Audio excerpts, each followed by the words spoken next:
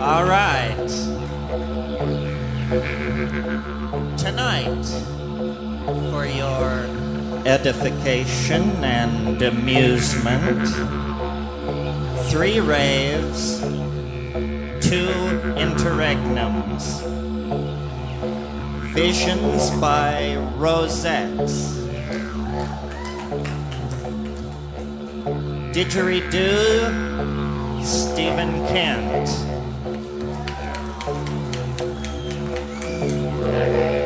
and sound by space-time.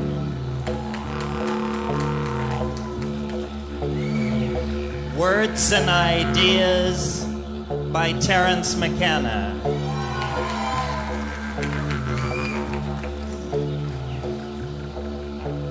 Rap 1, The Archaic Revival.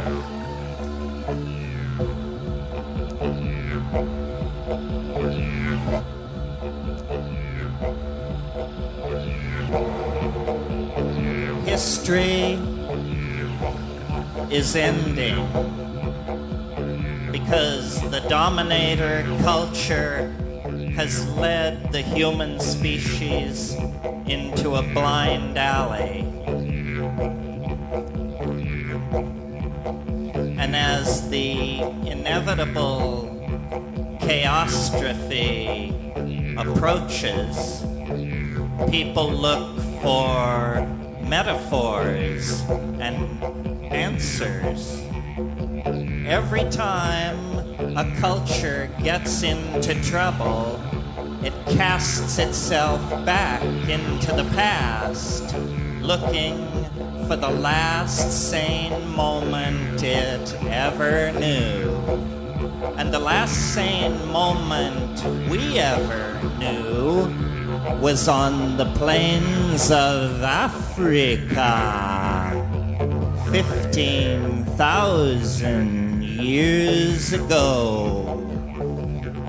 Rocked in the cradle of the great horned mushroom goddess before history, before standing armies, before slavery and property, before warfare and phonetic alphabets and monotheism, before.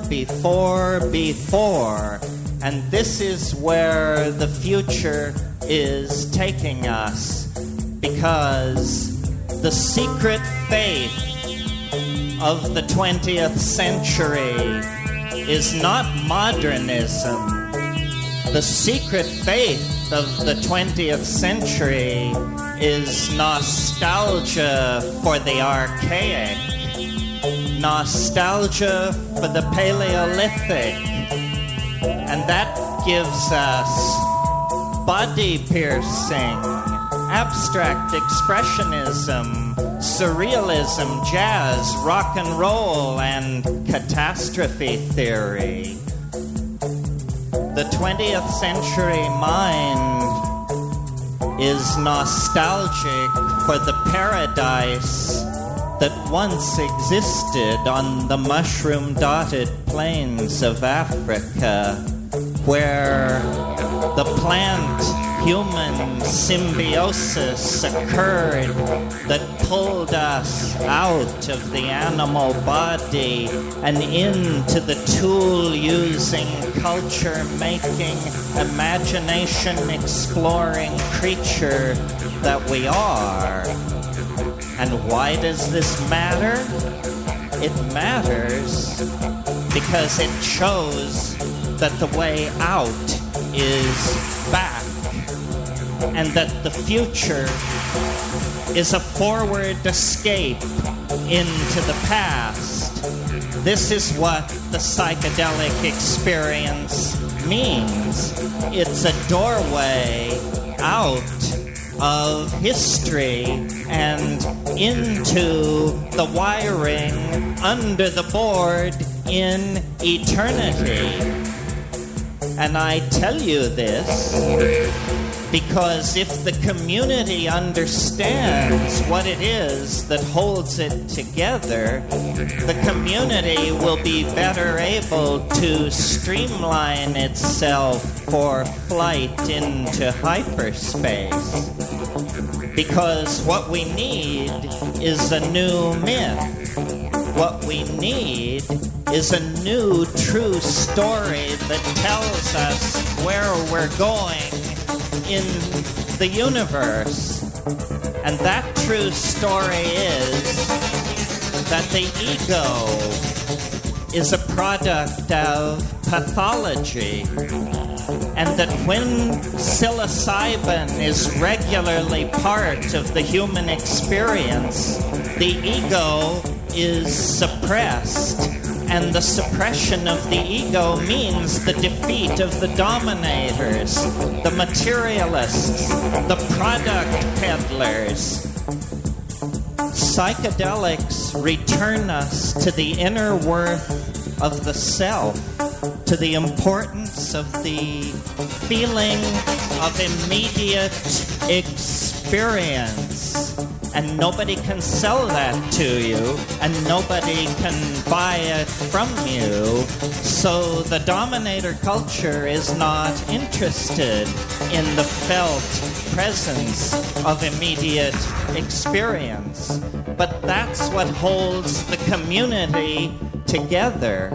And as we break out of the silly myths of science and the infantile obsessions of the marketplace, what we discover through the psychedelic experience is that in the body,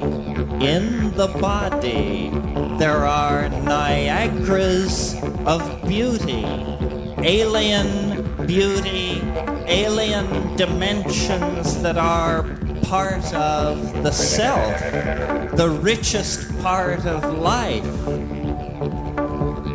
I think of going to the grave without having a psychedelic experience like going to the grave without ever having sex. It means that you never figured out what it was all about. The mystery is in the body and the way the body works itself into nature. What the archaic revival means is shamanism, ecstasy, orgiastic sexuality, and the defeat of the three enemies of the people. And the three enemies of the people are hegemony, monogamy, and monotony. And if you get them on the run, you have the dominators sweating, folks. because that means that you're getting it all reconnected. And getting it all reconnected means putting aside the idea of separateness and self-definition through thing fetish. Getting it all connected means tapping into the Gaian mind. And the Gaian mind is what we're calling the psychedelic experience. It's an experience of the living fact of the intellecty of the planet. And without that experience, we wander in a desert of bogus ideologies. But with that experience, the compass of the self can be set. And that's the idea, that we're figuring out how to reset the compass of the self through community, through ecstatic dance, through psychedelics, sexuality, intelligence. Intelligence. This is what we have to have to make the forward escape into hyperspace.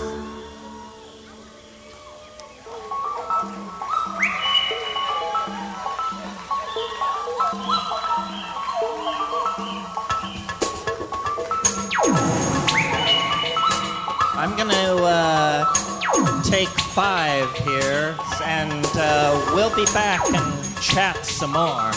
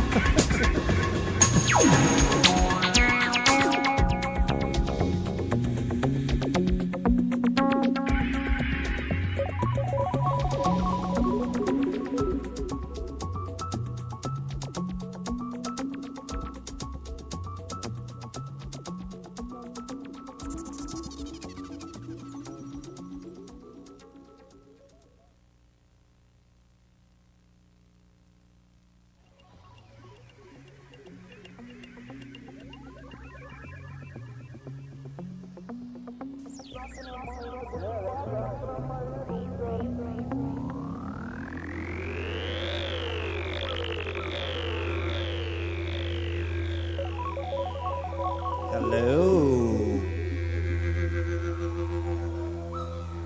So that was like an introduction.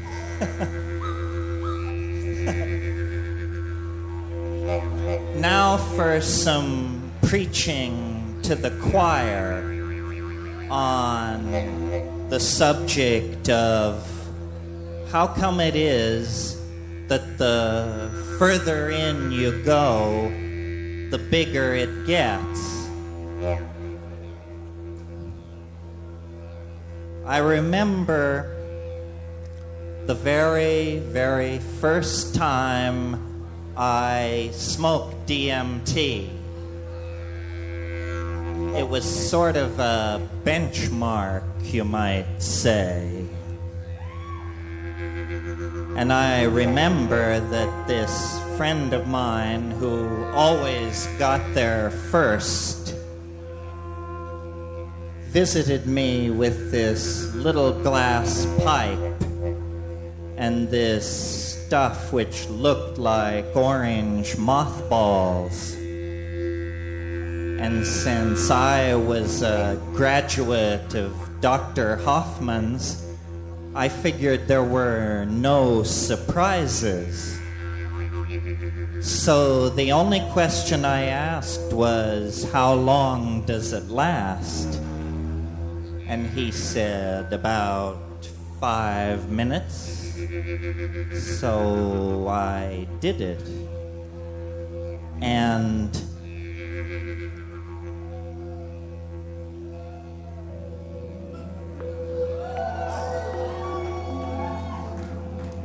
there was something like a flower, like a chrysanthemum in orange and yellow that was sort of spinning, and then it was like I was pushed from behind and I fell through the chrysanthemum into another place that didn't seem like a state of mind. It seemed like another place. And what was going on in this place, aside from the tastefully soffitted indirect lighting and the crawling geometric hallucinations along the domed walls, what was happening was that there were a lot of beings in there, a lot of what I call self-transforming machine elves, sort of like jeweled basketballs, all dribbling their way toward me. And if they'd had faces, they'd have been grinning, but they didn't have faces. And they assured me that they loved me, and they told me not to be amazed, not to give way to astonishment. And so I watched them, even though I wondered if maybe I hadn't really done it this time. And what they were doing was they were making objects come into existence by singing them into existence. Objects which looked like Fabergé eggs from Mars morphing themselves with Mandaean alphabetical structures. They looked like the concrescence of linguistic intentionality put through a kind of hyperdimensional transform into three-dimensional space. And these little machines offered themselves to me And I realized when I looked at them that if I could bring just one of these little trinkets back, nothing would ever be quite the same again. And I wondered, where am I? And what is going on?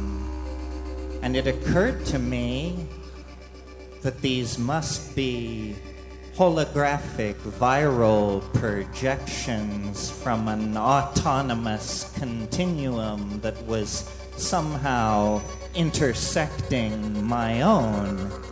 And then I thought a more elegant explanation would be to take it at face value and realize that I had broken into an ecology of souls, and that somehow I was getting a peep over the other side.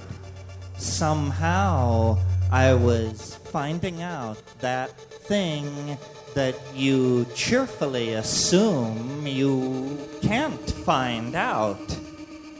But it felt like I was finding out. And it felt...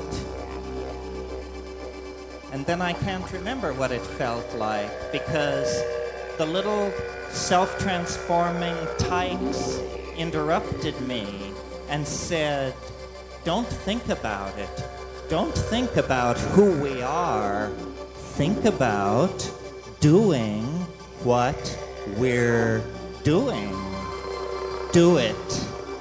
Do it now. Do it. And what they meant was use your voice to make an object.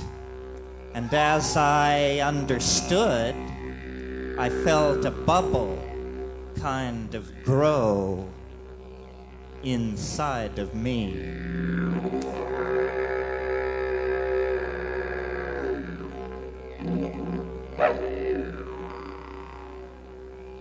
And I watched these little elf tykes jumping in and out of my chest.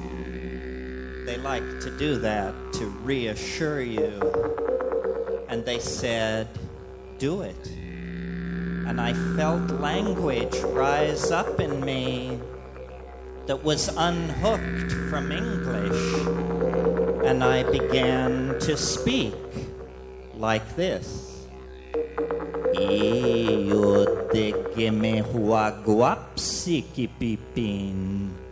Nedof me te jide que poaxed. Moi fuau huapsi ki pipit.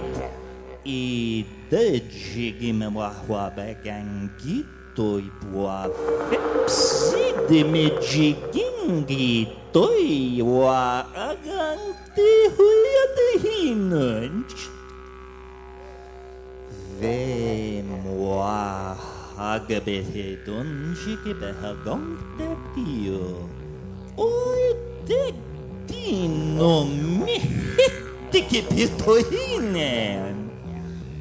Or words to that effect. And I wondered then what it all meant and why it felt so good if it didn't mean anything. And I thought about it a few years, actually. And I decided, that meaning and language are two different things. And that what the alien voice in the psychedelic experience wants to reveal is the syntactical nature of reality. That the real secret of magic is that the world is made of words, and that if you know the words that the world is made of, you can make of it whatever you wish.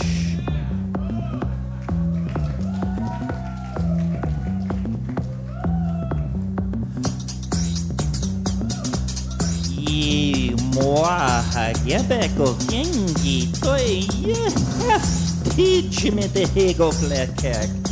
Ze moi hagaba hego vi tuch me gebe higik nung. Ekepsi di voma wa haya baga hek. Lo de begonge poata. Ve moi haguapsi kipipin. And one of the things that I learned about DMT was that if you've ever had it, even just once, then you can have a dream. And in this dream, somebody will pull out a little glass pipe. And then it will happen. It will happen just like the real thing. Because there's a button somewhere inside each and every one of us that gives you a look into the other side. And that's the button that resets the compass that tells you where you want to sail.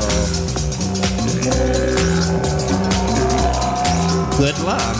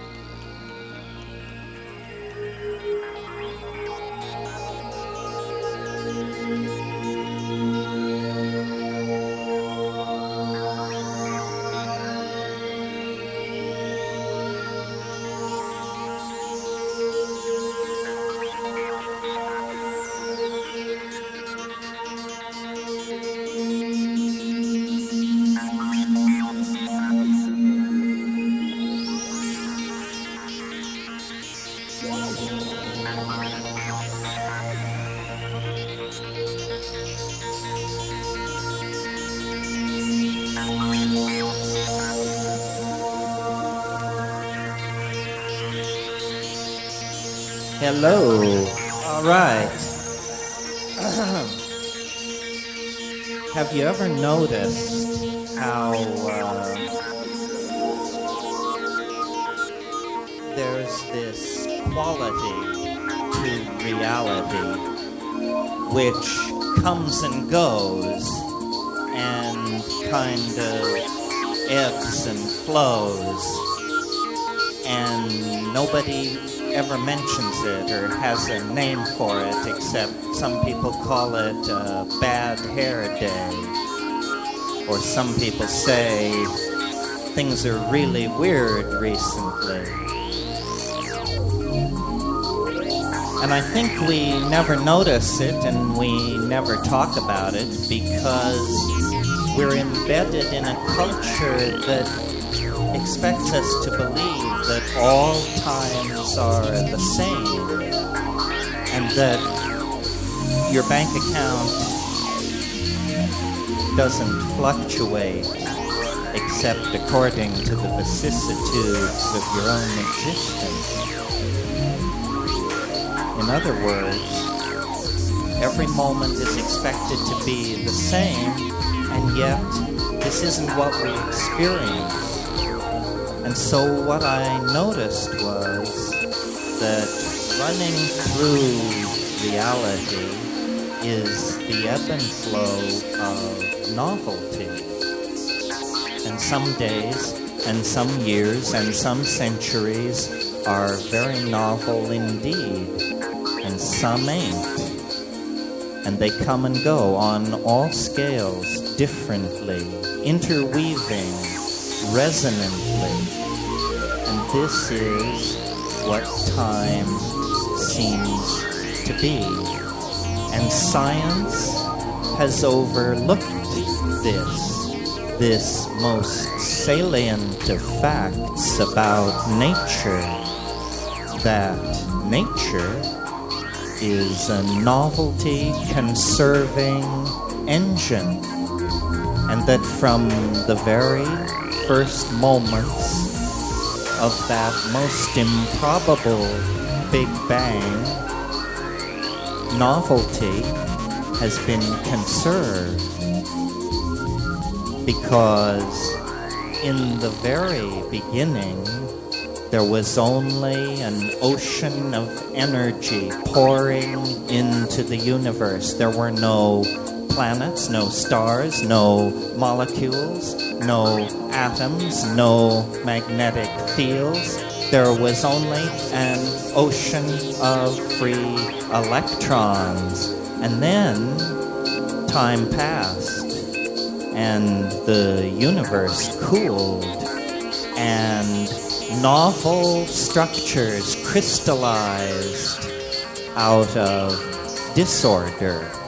First, atoms of hydrogen and helium, aggregating into stars. And at the center of those stars, the temperature and the pressure created something which had never been seen before, which was fusion. And fusion cooking in the hearts of stars brought forth more novelty. Heavy elements, iron, carbon, 4-valent carbon. And as time passed, there were not only then elemental systems, but because of the presence of carbon and the lower temperatures in the universe, molecular structures. And out of molecules come simple subsets of organisms, the genetic machinery for transcripting information, aggregating into membranes, always binding novelty, always condensing time, always building and conserving upon complexity, and always faster and faster and faster. And then we come to ourselves. And where do we fit into all of this? 5 million years ago, we were an animal of some sort. Where will we be 5 million years from tonight? What we represent is not a sideshow or an epiphenomena or an ancillary something or other on the edge of nowhere. What we represent is the nexus of concrescent novelty that has been moving itself together, complexifying itself, folding itself in upon itself for billions and billions of years. There is, so far as we know, nothing more advanced than what is sitting behind your eyes.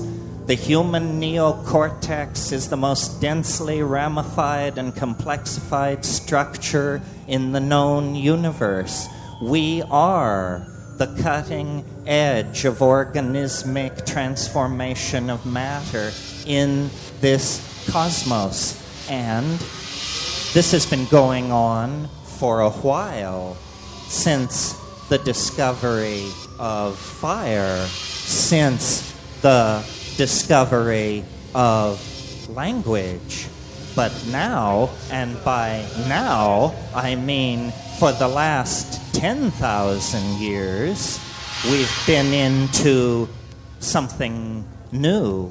Not genetic information, not genetic mutation, not natural selection, but epigenetic activity, writing, theater, poetry, dance, art, tattooing, body piercing, and philosophy. And these things have accelerated the ingression into novelty so that we have become an idea-excreting force in nature that builds temples, builds cities, builds machines, social engines, plans, and spreads over the earth, into space, into the microphysical domain, into the macrophysical domain. We, who 5 million years ago were animals, can kindle in our deserts, and if necessary upon the cities of our enemies, the very energy which lights the stars at night. Now, something peculiar is going on here. Something is calling us out of nature and sculpting us in its own image. And the confrontation with this something is now not so far away. This is what the impending apparent end of everything actually means. It means that the denouement of human history is about to occur and is about to be revealed as a universal process of concressing and expressing novelty that is now going to become so intensified that it is going to flow over into another dimension.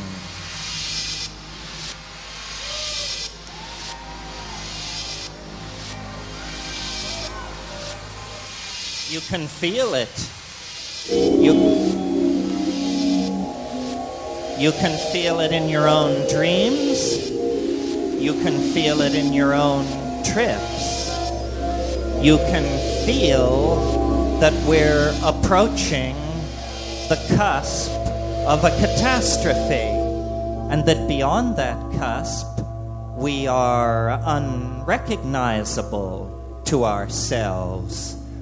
The wave of novelty that has rolled unbroken since the birth of the universe has now focused and coalesced itself in our species. And if it seems unlikely to you that the world is about to transform itself, then think of it this way. Think of a pond, and think of how if the surface of the pond begins to boil, that's the signal that some enormous protean form is about to break the surface of the pond and reveal itself.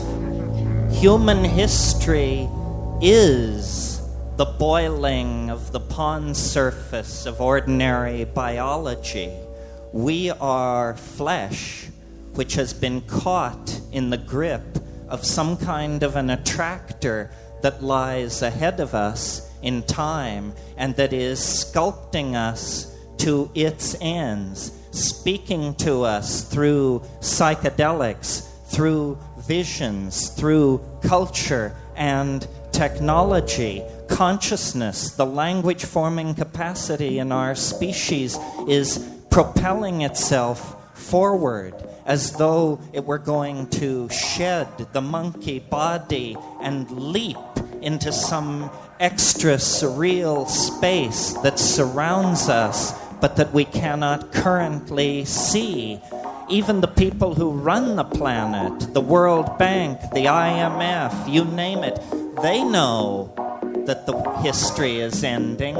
They know by the reports which cross their desks that what the disappearance of the ozone hole, the toxification of the ocean, the clearing of the rainforest, what this means is that the womb of the planet has reached its finite limits, and that the human species has now, without choice, begun the descent down the birth canal of collective transformation toward something right around the corner and nearly completely unimaginable. And this is where the psychedelic shaman comes in, because I believe that what we really contact through psychedelics is a kind of hyperspace.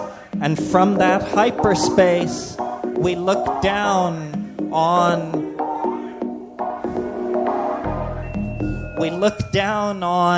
both the past and the future, and we anticipate the end. And a shaman is someone who has seen the end, and therefore is a trickster, because you don't worry if you've seen the end. If you know how it comes out, you go back and you take your place in the play, and you let it all roll on without anxiety.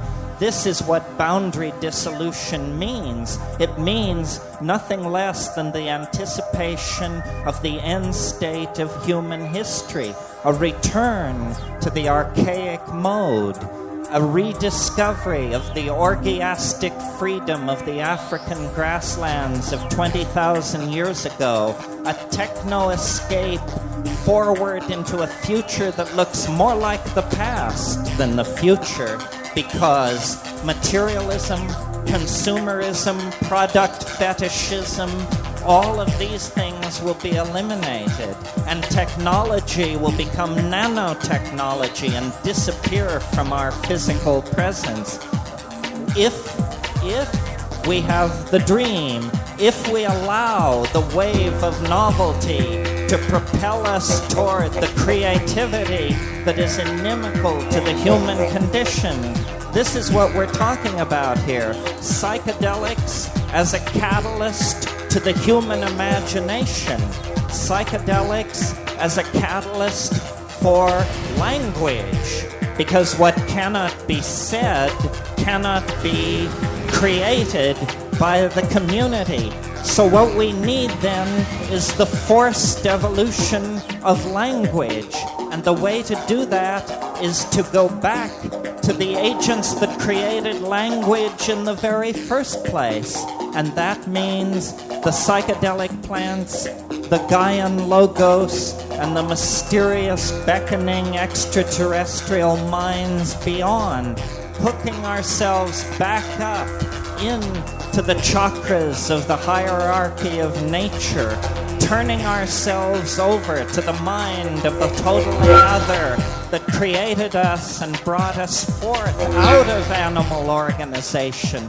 We are somehow part of the planetary destiny. How well we do determines how well the experiment of life on Earth does, because we have become the cutting edge of that experiment.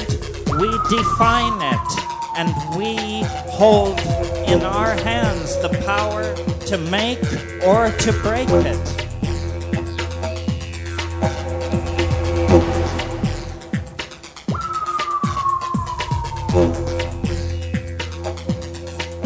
This is not a dress rehearsal for the apocalypse.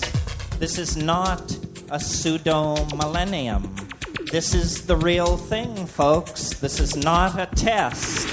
This is the last chance before things become so dissipated that there is no chance for cohesiveness. We can use the calendar as a club.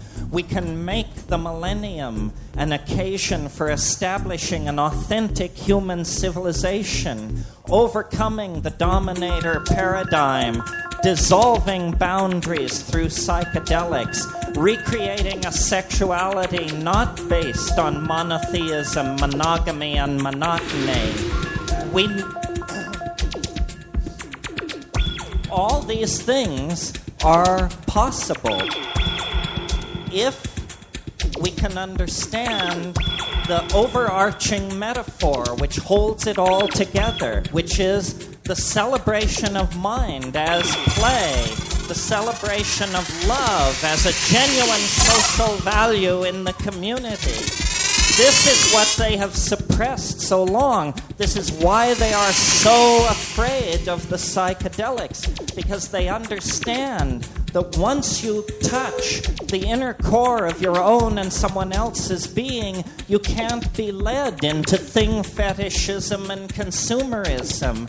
The message of psychedelics is that culture can be re-engineered as a set of emotional values rather than products. This is terrifying news. And if we are able to make this point, then we can pull back. We can pull back and we can transcend. 9 times in the last 1,000,000 years, the ice has ground south from the poles, pushing human populations ahead of it. And those people didn't fuck up. Why should we then? We are all survivors. We are the inheritors of 1,000,000 years of striving for the unspeakable. And now, with the engines of technology in our hands, we ought to be able to reach out and actually exteriorize the human soul at the end of time.